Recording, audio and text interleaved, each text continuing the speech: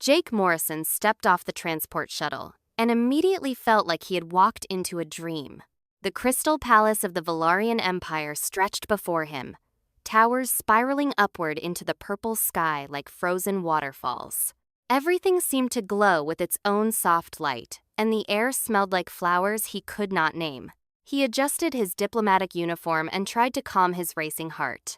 This was his first major assignment representing Earth, and he could not afford to mess it up. Behind him, his assistant, Claire Bennett, whispered encouragement. "You'll do great, Jake. Just remember to bow when you meet the Queen and don't stare too long at anyone. The Valarians considered that rude." Jake nodded and followed the guides who had come to escort them. The guides were Valarians themselves, tall and elegant, with skin that shimmered like pearls. They moved with grace that made Jake feel clumsy by comparison. Their faces were humanoid but almost too perfect, with large eyes that seemed to see right through him. The palace interior was even more breathtaking than the outside. Walls of translucent crystal displayed moving patterns of light and color. Jake wondered if they were decorative or some form of Valarian writing. He made a mental note to ask later, assuming he survived the formal ceremonies without embarrassing himself or Earth. They entered a grand hall where hundreds of Valarians had gathered. The crowd parted as Jake walked through, and he could feel every pair of eyes watching him. Their skin colors shifted subtly as he passed. Claire had explained that Valarian skin changed color with their emotions, but Jake had not yet learned what each color meant. Right now, most of them displayed shades of blue and green, which he hoped meant curiosity rather than hostility. At the far end of the hall, on a raised platform, sat Queen Liessa, the Princess Queen, they called her, though Claire had struggled to explain exactly what that title meant in Valarian culture. Something about protecting bloodlines while ruling, a role that combined mother and monarch in ways Earth's history had never quite managed. The queen was stunning. Her skin glowed with a warm golden light, and she wore flowing robes that seemed woven from starlight itself. Her eyes were kind but sharp, missing nothing. Jake felt suddenly very aware of every awkward human thing about himself. His heavy footsteps, his need to blink, the way he breathed too loudly. He stopped at the appropriate distance and bowed as Claire had taught him. "Your Majesty, I bring greetings from Earth and gratitude for your willingness to meet with us." Queen Liessa smiled, and somehow that simple expression made Jake feel instantly more comfortable. "Welcome, Jake Morrison. We have been curious about humanity since your ships first entered our territory. You are brave to come so far from your home world." Her voice was melodic, but she spoke his language perfectly, without any accent. Jake knew the Valarians had been studying human transmissions for years before first contact. Still, it impressed him. The ceremony began with traditional Valarian music that sounded like wind chimes and water flowing together. Dancers performed movements that Jake suspected carried deep cultural meaning he could not begin to understand. He tried to look respectful and interested, which was not difficult because everything truly was fascinating. During a pause in the performance, Jake's eyes wandered across the crowd. That was when he noticed her. A young Valarian woman stood slightly apart from the others, positioned near a pillar as if she wanted to be present but not quite seen. She was watching him with intense focus, her golden eyes wide and unblinking. She was beautiful, in the same way all Valarians were beautiful, but something about her seemed different, more fragile somehow. Her skin glowed with a soft, uncertain silver color that flickered and shifted like candlelight in a breeze. While other Valarians stood in small groups, clearly communicating in ways Jake could not perceive, she stood alone. Their eyes met for just a moment, and Jake saw something flicker across her face. Surprise, maybe, or recognition, though they had never met. Then she looked away quickly, the silver glow of her skin deepening to something closer to gray. Claire leaned close and whispered, "That's Princess Arianth, the Queen's daughter. I've read that she rarely appears at public events." Jake wanted to ask why, but the ceremony was continuing. Servants brought out elaborate dishes, foods that looked almost too artistic to eat. Jake tried everything offered to him, even when he had no idea what he was eating. Diplomacy sometimes meant smiling and swallowing things that tasted like perfumed metal. The formal dinner seemed to last forever. Queen Liessa asked polite questions about Earth, its cultures, its hopes for this new relationship between their worlds. Jake answered as best he could, trying to represent his entire planet without saying anything foolish. It was exhausting.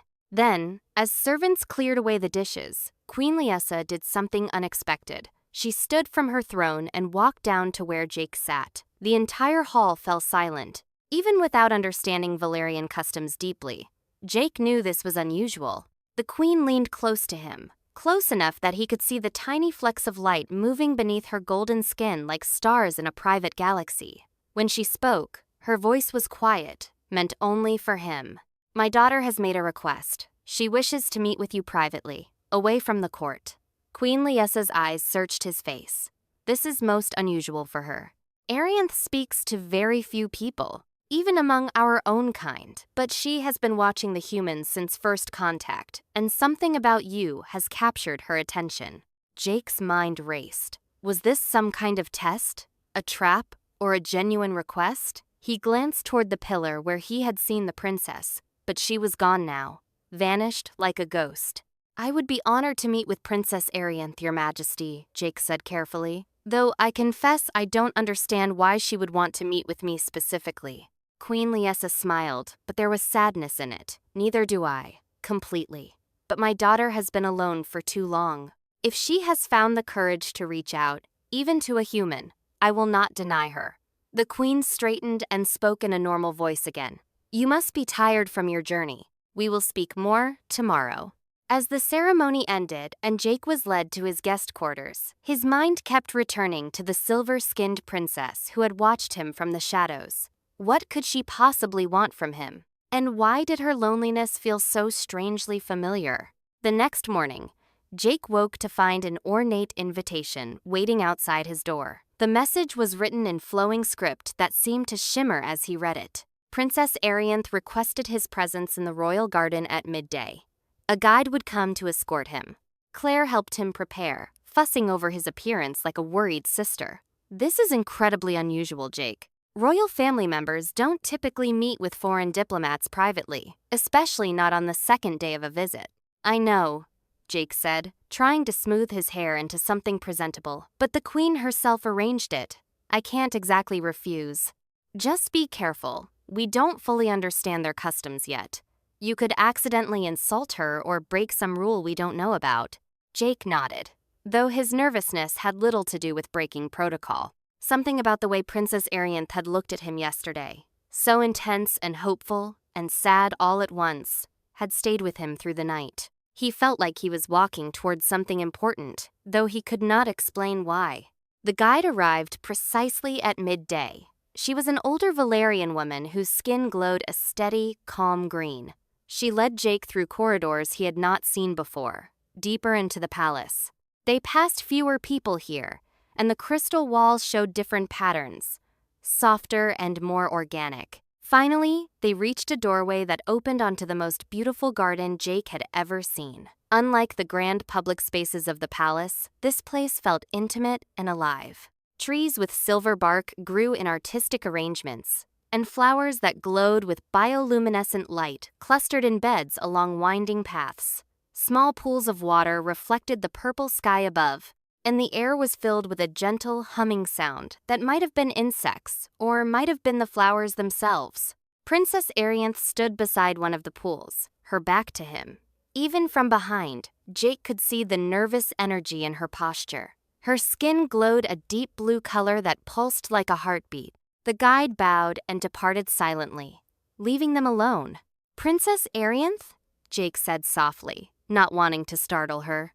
She turned quickly, and Jake saw her face clearly for the first time. She was younger than he had thought, maybe equivalent to a human in her early 20s. Her features were delicate, and her golden eyes held an intelligence that was almost painful in its intensity. The blue glow of her skin deepened when she saw him. "Jake Morrison," she said, and her voice was quieter than her mother's, less certain. "Thank you for coming. I know this must seem strange to you." "A little," Jake admitted with a gentle smile, "but I'm honored that you wanted to meet." Arianth's skin flickered, the blue mixing with streaks of silver. She looked down at her hands. "I need to tell you something, and it is not easy for me to speak of it. Among my people, I am considered broken. Jake felt his chest tighten at the pain in her voice. Broken? I don't understand. Valarians are telepathic, Arianth explained, still not meeting his eyes. From the time we are children, we connect mind to mind. We share thoughts, feelings, memories. It is how we truly communicate. The words we speak aloud are just a shadow of real conversation. She paused, and her skin darkened to almost gray. But I cannot do this. My telepathic abilities are weak, incomplete. I can barely sense the thoughts of others, and they cannot hear me at all. I'm sorry, Jake said, meaning it deeply. That must be incredibly isolating. You understand, Arian said, looking up at him suddenly with wide eyes. Most of my people do not.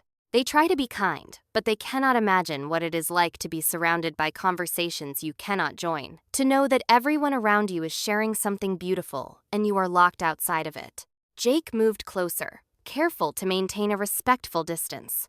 I think I might understand a little. Sometimes, even among humans, you can be surrounded by people and still feel completely alone. Arian's skin shifted toward amber, a warmer color. Yes, exactly like that. She took a breath, seeming to gather courage. When Earth made first contact with us, I began watching your transmissions, learning about humans. And I realized something that changed everything for me. What did you realize? That humans thrive without telepathy, Arianth said, and now there was wonder in her voice. Your entire civilization is built on connecting without reading minds. You have created art, literature, deep friendships, love, all using only words and expressions, and the ability to truly listen to each other. You are not broken because you lack telepathy. You simply connect in a different way. Jake felt understanding dawn. And you want to learn how we do it? Yes, Arianth said eagerly, stepping closer. Her skin was glowing amber now, warm and hopeful. I have watched recordings of humans interacting. I have studied your languages, your customs. But I do not truly understand how you make those connections real.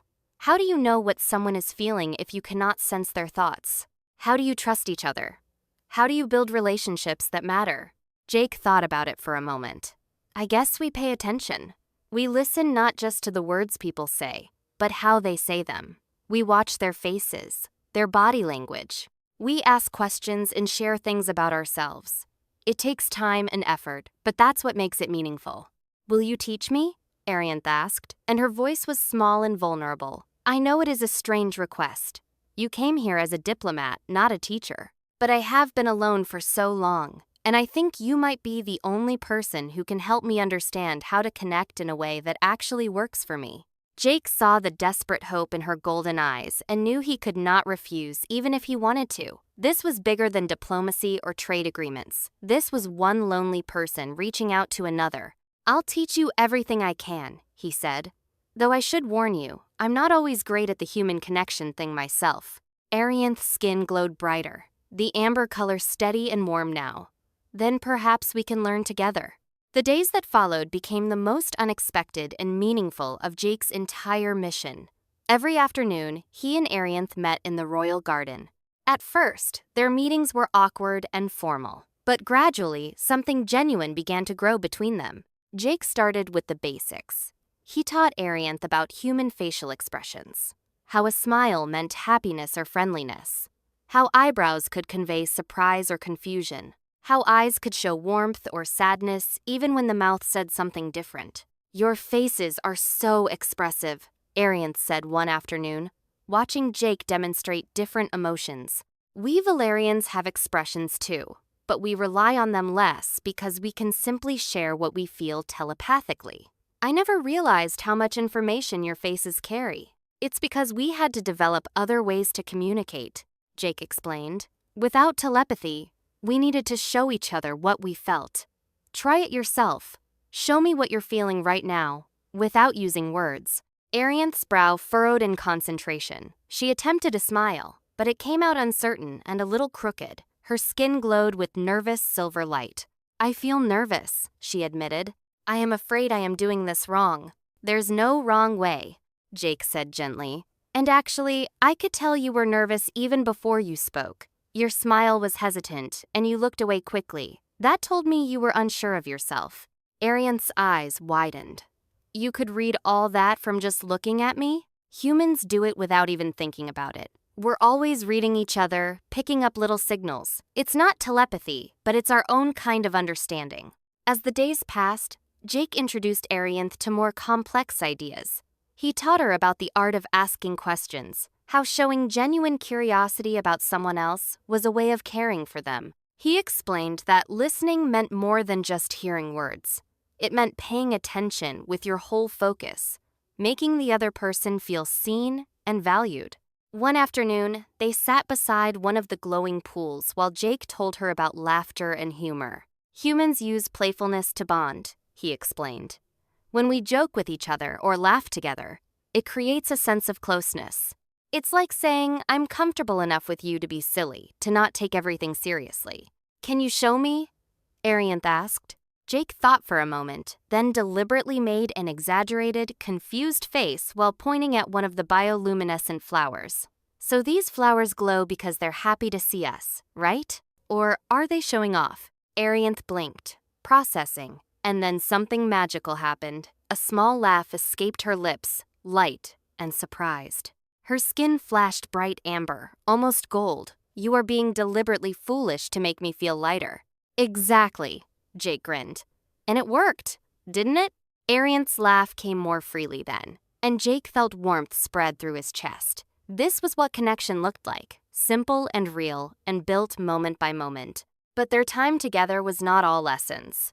Arianth began to share her own struggles, the weight of being a princess who could not connect with her own people the way they expected. She told him about formal ceremonies where she stood silent while others communicated complex ideas telepathically in seconds. She described the loneliness of growing up, surrounded by family who loved her but could not truly understand her experience. They try, she said softly one day. My mother especially tries. But how can they understand what it is like to be me when they have never experienced silence in their minds? For them, being alone with their thoughts is a choice. For me, it is the only option I have ever known.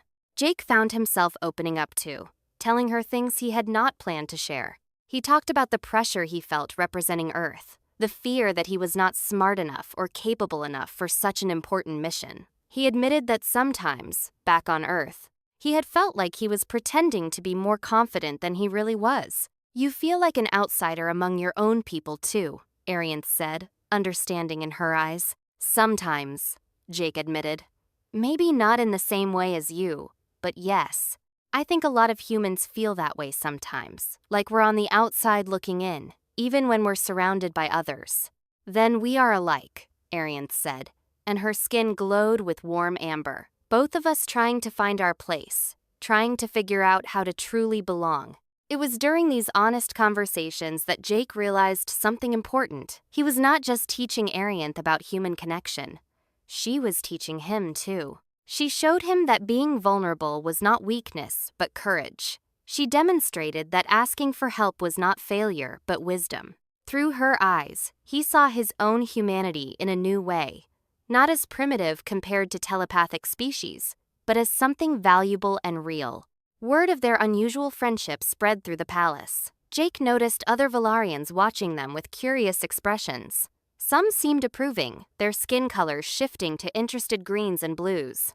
Others displayed cooler colors, purples and grays that suggested concern or disapproval. Claire pulled Jake aside one evening after dinner. Some of the royal advisors are talking, Jake. They're not all happy about how much time you're spending with the princess. The queen approved these meetings, Jake said.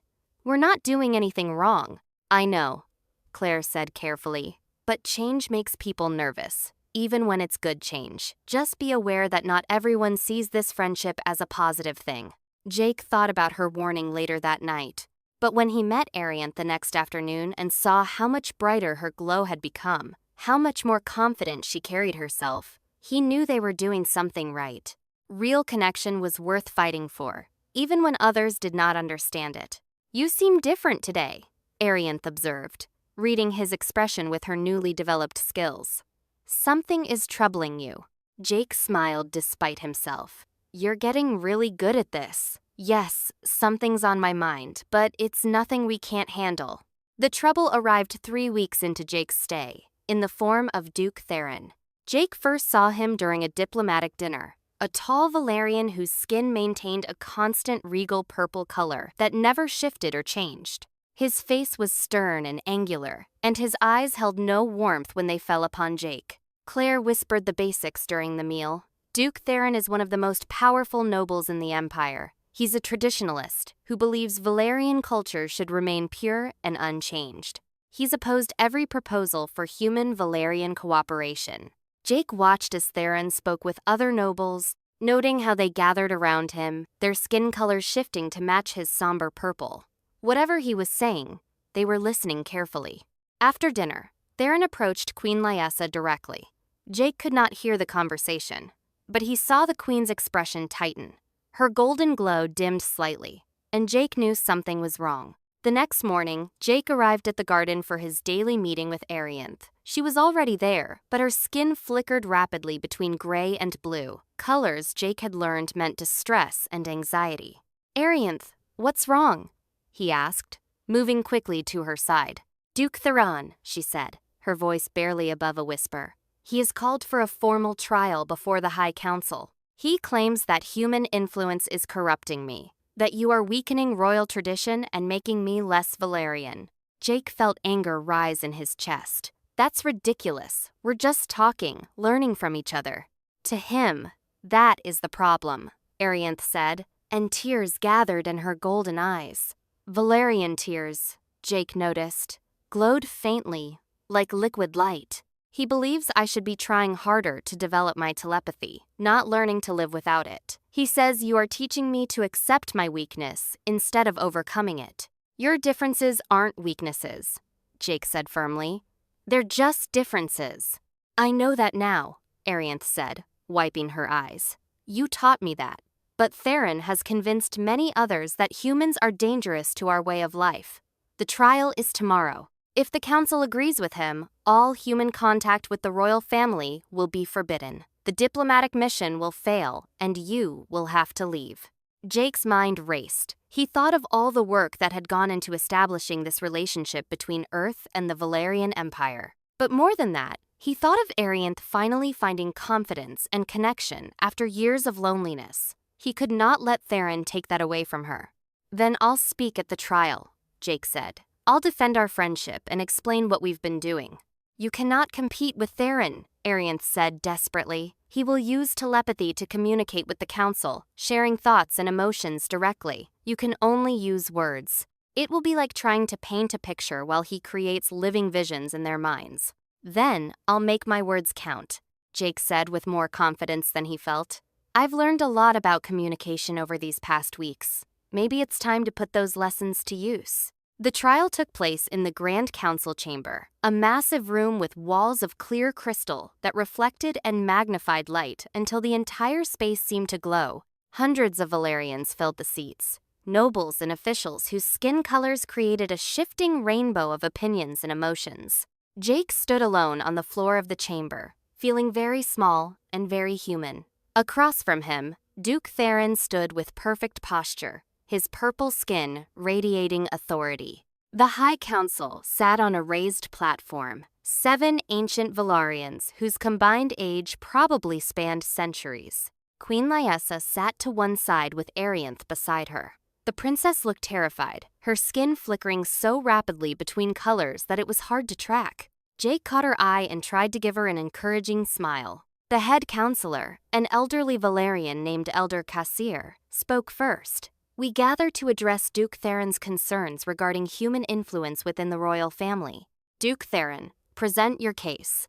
What followed was like nothing Jake had ever experienced. Theron did not just speak. His skin began to pulse with complex patterns of light, and Jake realized he was communicating telepathically with the entire council simultaneously. Though Jake could not receive the telepathic messages, he could see their effect. The counselors' expressions changed, their skin colors shifted, and murmurs ran through the crowd. When Theron finished, there was a heavy silence. Jake knew without being told that Theron had painted a picture of human primitiveness threatening Valerian superiority, of dangerous ideas weakening their society from within. Jake Morrison.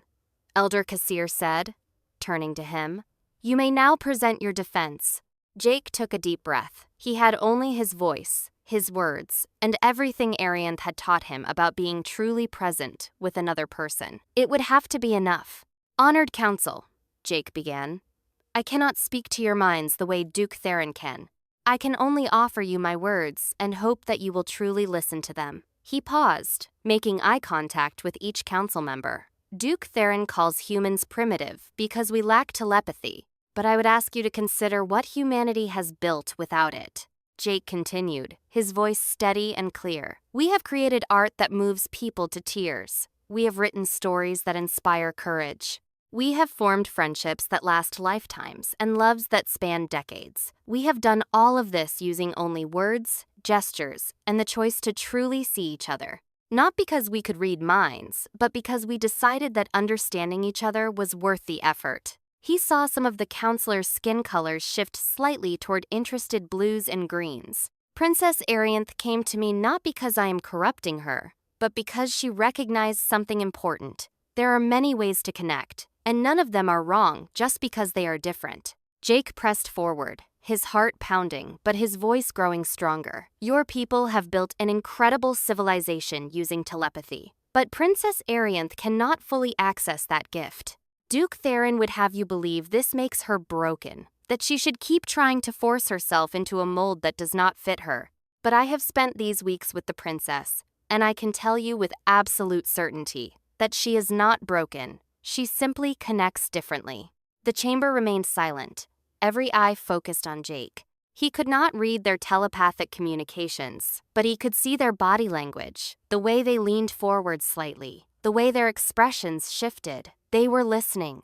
Humanity's greatest strength is not in the abilities we have, but in our capacity to adapt and find new paths forward, Jake continued. We learn to thrive without telepathy by developing deep empathy, by choosing to be patient with each other, by building trust through consistent action and honest words. These are not primitive skills. They are powerful ones. Jake turned to look at Arianth, who sat trembling beside her mother. Princess Arianth has learned these skills over the past weeks. She has learned to read expressions and tone. She has learned to ask questions and truly listen to answers. She has learned that vulnerability is not weakness, but courage. And in the process, I have learned from her too. She has taught me that asking for help is wisdom, that being different requires incredible strength, and that real connection comes from choosing to understand someone on their own terms. Duke Theron's skin flashed with irritated purple. Beautiful words human, but they do not change the facts. The princess is royal. She must connect with her people as they connect with each other. You teach her to accept limitation instead of striving for excellence. No, Jake said firmly. I teach her to recognize that there are many forms of excellence. You want her to spend her whole life trying to be someone she is not. I am helping her discover who she actually is. Before anyone could respond, a movement caught Jake's attention.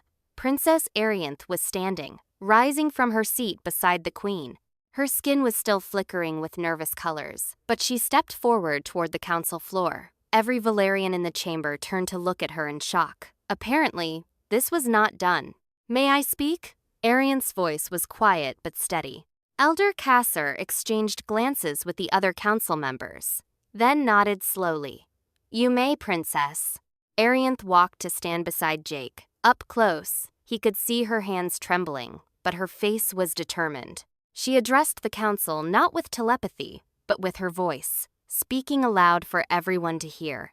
I have not spoken publicly in years, she began, not because I could not form words, but because I was ashamed. I believed what people whispered about me, that I was a failure, that I brought dishonor to my family by being unable to connect, as other Valerians do. Her skin shifted through waves of blue and gray, displaying her pain openly. I isolated myself because I thought my differences made me unworthy. I watched from the shadows while others shared thoughts and feelings I could never fully access. I felt like a ghost in my own life, present but not truly part of anything. Queen Laiessa's expression was pained, her golden glow dimming with sadness for her daughter's suffering. But then I watched the humans, Arianth continued. her voice growing stronger. I saw how they connected without telepathy. I saw their friendships, their compassion, their ability to understand each other through patience and attention. And I realized something that changed everything. She turned to face the full council, meeting their eyes directly. I realized that I was never broken at all. I was simply different, and different does not mean less. The chamber was absolutely silent now. Even Duke Theron seemed taken aback by the princess speaking so openly. Jake Morrison did not corrupt me, Arian said. He helped me discover that connection is not about the method. It is about the intention. It is about choosing to care about another being and putting in the effort to truly understand them. Yes, I will never connect with you the way you connect with each other through telepathy, but I can still connect with you through kindness, through honest words, through being present and paying attention. These are not lesser forms of connection. They are simply different ones. Arian's skin began to glow with steady amber, warm and confident. Duke Theron believes that learning from humans makes me less Valerian, but I believe it makes me more complete. Our people have built everything on one form of connection. Imagine what we could learn if we opened ourselves to other forms as well. Imagine how many others like me, who struggle with telepathy, could finally find their place if we stopped insisting there is only one right way to connect. She looked directly at Duke Theron. You want to protect Valerian tradition, and that is noble. But tradition that refuses to grow becomes prison. My mother invited the humans here because she saw me suffering and wanted to help me. She had the wisdom to know that sometimes the answer comes from unexpected places. Queen Lyessa stood then, moving to place a hand on her daughter's shoulder. Her skin blazed with proud golden light. My daughter speaks truth, the queen said, her voice ringing through the chamber. I brought Jake Morrison here specifically because I had watched my child withdraw further into loneliness with each passing year. Nothing we tried helped, because we kept insisting she needed to connect our way. But there are many ways to build bridges between souls. The Queen addressed the council directly. Wisdom means learning from those who are different from us, not fearing them. Duke Theron sees human influence as corruption. I see it as expansion, as growth, as the opening of new possibilities. Elder Kassir conferred quietly with the other council members. Their skin colors shifted through various shades as they communicated telepathically among themselves. Finally, the elder raised his hand for silence. We have heard both arguments, Elder Kassir said, and we have witnessed something rare today. We have seen Princess Arianth speak with courage and clarity about her own experience.